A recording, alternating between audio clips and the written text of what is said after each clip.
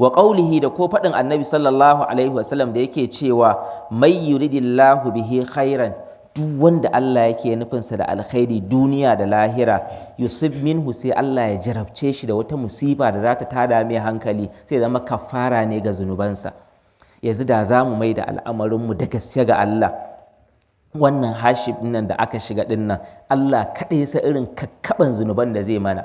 Kai ka ce bishiya ce ta kakkaɓe a lokacin rani ta dawo ba komai sai rassa misali kawai. Wallahi da gaske muke yi a wannan lokacin nan da ake rayuwa tukin tsaye din nan, wallahi Allah kaɗai san irin zunuban da za su tafi na mumine. Bayan Allah na gari wallahi sun samu dama ne da zunuban su za su tafi.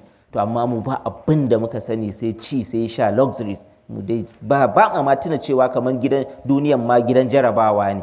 Amma a haka din nan dan raman nan dan mukaɗe wannan dan canjin abincin nan daga ti mai kauri din nan zuwa ruwan Lipton zuwa dawo a dinga dumama shinkafa ko a dinga dumama tuwo din nan misali, zuwa dawowa duk irin wannan a dawo koko da kuli duk ana canje an rasa ma inda za a kaba. Wallahi in aka bar mu Allah al'amari wallahi kafara ne ga zunubai.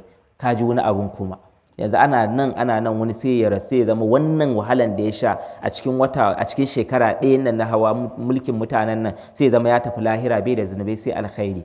Saboda wannan Allah yana nufi da alkhairi, ya kawo wani abu duk an kakkaɓe mai zunuban shi kuma ya karɓa daga Allah ne.